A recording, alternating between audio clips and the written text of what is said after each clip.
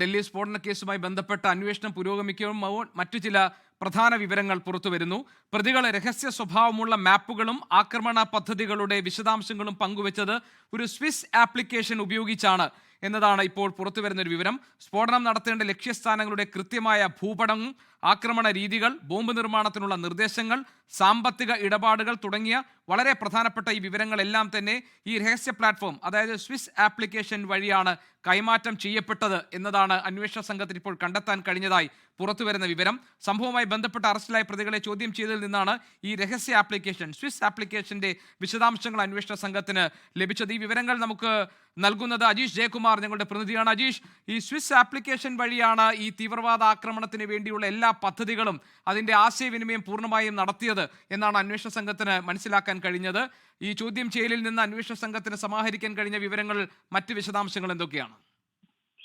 GK, നേരത്തെ തന്നെ ഇവർ ഈ ആക്രമണത്തിന് പദ്ധതി ഇട്ടിരുന്നത് വർഷങ്ങൾക്ക് മുൻപായിരുന്നു അതിന്റെ ആസൂത്രണം തുടങ്ങിയത് എന്നുള്ള വിവരങ്ങൾ അന്വേഷണ ഏജൻസികൾ കണ്ടെത്തിയിരുന്നു. ഈ അൽഫല സർവകലാശാലയിലെ ഈ ഡോക്ടർ ഉമറിന്റെയും ഡോക്ടർ മുസമ്മിലിന്റെയും മുറിയിൽ പരിശോധന നടത്തിയതിൽ നിന്ന് കണ്ടെത്തിയ ചില തെളിവുകൾ, അവിടെ നിന്ന് കണ്ടെത്തിയ ഡയറി കുറിപ്പുകൾ, ചില നോട്ട്ബുക്കുകൾ, അതിൽ നിന്ന് കിട്ടിയ വിവരങ്ങളുടെ അടിസ്ഥാനത്തിലാണ് ഈ ആസൂത്രണം വർഷങ്ങൾക്ക് മുമ്പ്, 2 വർഷങ്ങൾക്ക് മുമ്പ് തന്നെ തുടങ്ങിയതായിട്ട് വിവരം അന്വേഷണ സംഘത്തിന് കിട്ടിയത്. ഇതിന്റെ അടിസ്ഥാനത്തിലാണ് ഇവരെ കൂടുതൽ ചോദ്യം ചെയ്തത്. ഏത് പ്ലാറ്റ്ഫോം ഉപയോഗിച്ചാണ് ഇവർ ഈ ഡൽഹിയിലെ ഈ സ്ഥലങ്ങളെ മാപ്പ് ചെയ്തത്, വിവരങ്ങൾ കൈമാറിയത്, ആളുകളെ റിക്രൂട്ട് ചെയ്തത് തുടങ്ങിയത് ആയിരുന്നു അന്വേഷണ സംഘം അന്വേഷിച്ചത്. ഇതിന്റെ അടിസ്ഥാനത്തിലാണ് ഇപ്പോൾ ഈ സ്വിസ് ആപ്പിന്റെ പേര് ത്രീമ എന്നാണ്. ഇതൊരു ഹൈലി എൻക്രിപ്റ്റഡ് ആയിട്ടുള്ള ഒരു ആപ്ലിക്കേഷനാണ്. ഈ ആപ്ലിക്കേഷൻ ഉപയോഗിച്ചിട്ടാണ് ഇവർ ഈ ഡൽഹിയിലെ മാപ്പുകൾ, ഈ സ്ഫോടനം നടത്തേണ്ട ലക്ഷ്യസ്ഥാനങ്ങളുടെ കൃത്യമായ മാപ്പുകൾ, ആക്രമണ രീതികൾ, ഈ ബോംബ് നിർമ്മാണത്തിനുള്ള നിർദ്ദേശങ്ങൾ, ഈ മാത്രമല്ല സാമ്പത്തിക ഇടപാടുകൾ തുടങ്ങിയ നിർണായക വിവരങ്ങളെല്ലാം ഈ രഹസ്യ പ്ലാറ്റ്ഫോമുകൾ വഴിയാണ് കൈമാറ്റം ചെയ്യപ്പെട്ടത് എന്നുള്ളതാണ് വെളിപ്പെടുത്തൽ. സംഭവവുമായി ബന്ധപ്പെട്ട് അറസ്റ്റിലായി ഈ പ്രതികളെ ചോദ്യം ചെയ്തതിൽ നിന്നാണ് ഈ രഹസ്യ ആപ്ലിക്കേഷന്റെ വിശദാംശങ്ങൾ അന്വേഷണ സംഘത്തിന് കിട്ടിയത്. ഈ ആപ്ലിക്കേഷന്റെ പേര് ത്രീമ എന്നാണ്.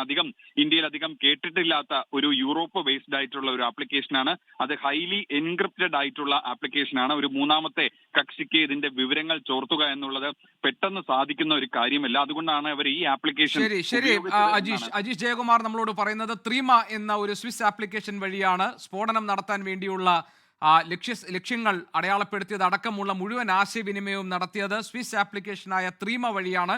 മറ്റൊരാൾക്ക്, മൂന്നാമതൊരാൾക്ക് കടന്നു ചെല്ലാൻ കഴിയാത്ത തരത്തിലുള്ള പൂർണ്ണമായും എൻക്രിപ്റ്റഡ് ആയിട്ടുള്ള ഡേറ്റാസ് കൈമാറ്റം ചെയ്യാൻ സഹായകരമാണ് ഈ ആപ്ലിക്കേഷൻ എന്നതുകൊണ്ടായിരിക്കാം തീവ്രവാദ ബന്ധമുള്ള ഇവർ ഇതിന്റെ ഭാഗമായത്. അന്വേഷണ സംഘം ഈ അറസ്റ്റിലായവരെ ചോദ്യം ചെയ്തതിൽ നിന്നാണ് ഈ വിവരങ്ങൾ, ഈ സുപ്രധാനമായ വിവരങ്ങൾ അവർക്ക് ലഭിച്ചത് എന്നതാണ് നമുക്ക് മനസ്സിലാക്കാൻ കഴിയുന്നത്. ലോകത്തെവിടെയായാലും ഏത് സമയത്തും 24 വാർത്തകളും ഓഗ്മെന്റഡ് റിയാലിറ്റി പാക്കേജുകളും എക്സ്പ്ലെയിനറുകളും വിശദമായി കാണാൻ ഞങ്ങളുടെ യൂട്യൂബ് ചാനൽ നിങ്ങൾക്ക് സബ്സ്ക്രൈബ് ചെയ്യാം.